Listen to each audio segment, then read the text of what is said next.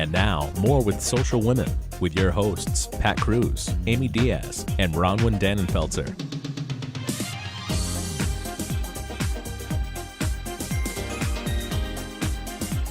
And we're back right now with our final guest of the day, Sharon Alviti, and we were just talking about something really, really important, and about helping children today, and helping to do it by bringing some music programs back to the school. Because of Sharon's daughter, Victoria, who passed away a couple of months in a tragic accident, and music was a passion, and rather than, but really used the grief process and turned it into something just amazing and positive and good for a lot of people. But we were just talking about, I said, I really want to get through what the mission is of this Victoria Alviti Music Foundation, because it's awesome. So, Sharon. Well, what I did, Colette Vacations had me sit in on a board meeting, and I believe it was probably 2 weeks after all this had happened, and said, I think you would like to meet these people. Come and just listen. And it was the David Bouchain, is that his name? Bouchain from the Rhode Island Philharmonic. Right, Annette Mazzoni and Betty Ann Kearney from the Rhode Island Philharmonic Music School.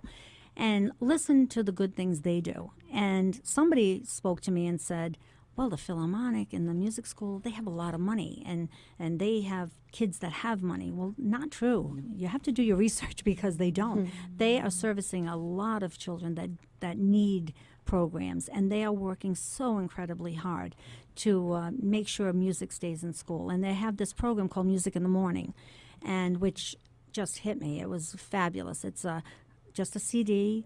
Teachers play, listening to, say, Beethoven 1 week, Bach, and then the teachers will talk about what that means, and how just give a background on the different artists. Every week it'll be somebody else, and then the program graduates as the kids get a little bit older.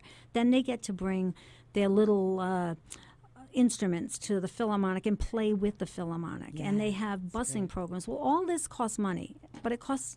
Like, if I want to do this, it's going to be instituted in the city of Pawtucket probably next September. I believe it's going to start with the new school year. And I want to start it in Cranston. I want to get in, because my daughter was in the Cranston school system. That's where I want to start. I'm not going to end, but I want to start.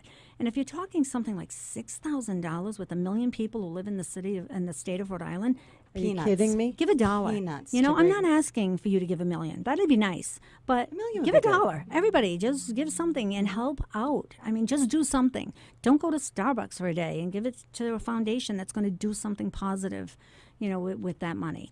And it's for a child. And Annette told me, and Betty Ann, that they met Jeffrey Osborne. He came by the Philharmonic one day, and he said, if it wasn't for somebody putting an instrument in my hands in South Providence schools, I would not be who I am today. So we have. So that's here's a great story with him too. So here's my challenge. We have a lot of fabulous artists that have gone to schools in Rhode Island. Let's get them back. Let's have a big event, and let's give it to the Victoria Alviti Music Foundation, and I'll give it back to all the schools. That's and I think, can we contact you? So you want to put it in Cranston, but I'm pretty sure there's a lot of schools around here that are going $6,000. Right. Yeah. I'm going, if I had $6,000, I would give it to you immediately, because it's so important. It's so important. Creative and it's expression. Not just $6,000 for 1 year. It's ongoing. So it's, we need to keep this program going.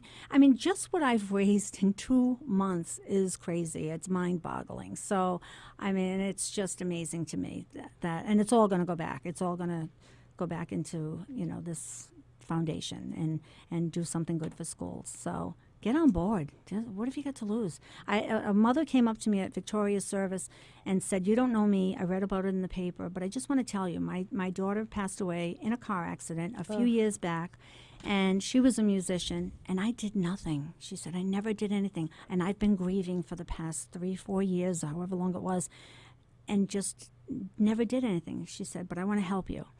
So, wow, I got the chills too. So I guess you have to believe. I will tell you, I got this one. I asked Alex and Ani if they would do a charity bracelet for me with music, keeping music in schools, and I guess they're going to think about it or whatever it is they do. But they need to know I'm relentless and I need the bracelet. so we need to get on board with that. But I'll tell you the good thing about what they did. They sent me a box to my house, and it's the note said, it was a personally written note, and it said, "Dear Sharon, we're so sorry about your tragedy. We feel for you. We're thinking of you here at Alex and Ani, and we want you to know that everything happens for a reason," which is something I do say all the time.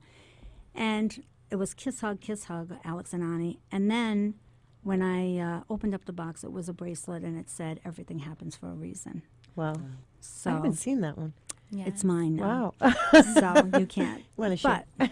yeah, I have mine on today. I know. I am sporting Alex and I yeah, today. yeah, they're amazing. So I mean, really just to touch me in that way, and to say, how did they know that that's what I do say that all the time. Wow. And I do believe that. I sincerely believe, okay, my daughter's gone, I know that, but I have to make something positive out of this. So she won't be gone. She'll be in everybody's life. You know, you're spreading it, you're passing it on, you're paying it forward. I mean, for someone to come up to you and say, "I've been grieving," and what you're doing by an example and doing something so positive is actually, it's bringing me to my next stage of grief. Because I was looking at our guest before, and I pulled up Elizabeth Kubler-Ross's kind of 5 stages of grief. Because I'd heard your story, and I said, "Geez, don't you think everybody goes through these different stages?"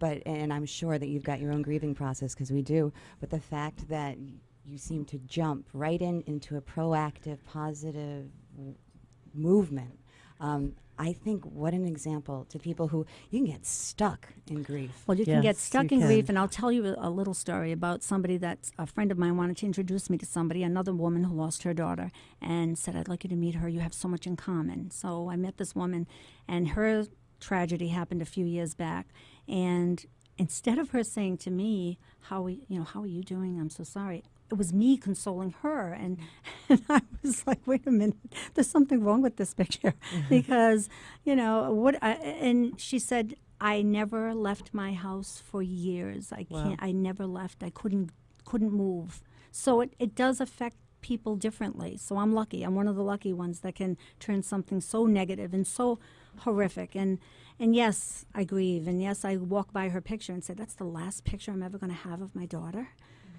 What's that mean? I do grieve in my own little, I'll drive down the street and just break down. But I do my breakdowns alone, and then we move on. Your strength is admirable. I don't have any kids, but I don't know what my mom would do, or what I would do if we were to lose one of my siblings, or if she were to lose one of us. And hopefully I've been sitting here just like chills the entire time, because hopefully you would I know, turn I know something your daughter. so horrific, so tragic. If you go on her Facebook page, if you Google her name, Victoria Alviti, you'll see her RIP page, Victoria Alviti.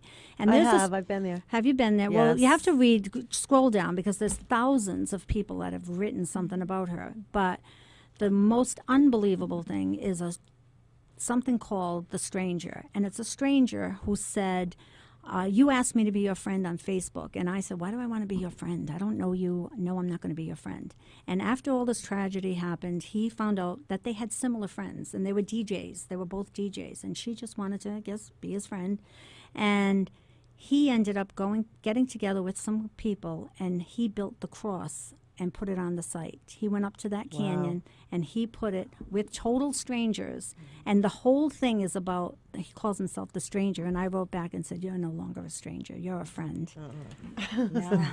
Well, I guess you never know who you're meeting. And no, we're not all strangers. We're all here to prop each other up. That's why we're doing the show. I mean, Really? honestly, to be It able is. to talk about things and, break through some things, very much like what you're doing. And I'm just, I wish I could be here. I'll be in New York on Sunday, but this looks like Oh, an we'll have amazing- more. going We to. will Please have do. more. And we will be there. Yeah, this is. That's you okay. take There will music be more lessons? events. Yes, actually, growing up, I played the piano for 5 years, and I played the guitar and the violin, and music was always part of my life. My favorite movie of all time is The Sound of Music. I run around singing.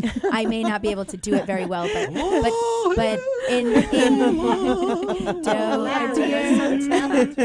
How beautiful. I could use you Sunday. that is not Amy singing. That is Larry. Yeah. You didn't think this had a lovely singing voice, Come did you? on. But I grew up with music. Growing up in a Latin household, we eat, sleep, breathe live music. So And imagine somebody telling you, you no, can't do it. you can't do it. It's I not don't- important. I don't know. Oh, What my I did not childhood would have been mention Mark Colosi, who is amazing. If you know who Mark Colosi is, he's the head of the music department in Cranston. I might as well say the whole city of Cranston. He's all over the place, but he's at Cranston East, heading up the band and choral, and just amazing, amazing man. What he does. Keeping kids involved, and he never takes no for an answer. And he's in front of these school committees, and he's in front of the powers that be, and they shut him down all the time and say, no, we're going to cut that budget, we're going to cut that. But he keeps going, and he keeps doing. So there are many more Mark Colosis out there that we need to honor and say thank you for your service, because that's basically what he's doing. We were talking a little bit about how music has changed my life. I started at a very young age, and because of a music teacher in school, I got involved with summer programs and summer camps, music and art summer camps throughout my entire childhood. And I know that I'm very, very much inspired by music. And thank you And for it everything. shaped you into the beautiful woman you are today. Thank you so much. But thank you for everything that you're doing. And you know that here at Social Women, you have all of our support. Oh, thank you. Thank you so much. Anybody who wants to find out more can go to where? You can go to, just email me, my name, SharonAlviti@gmail.com, or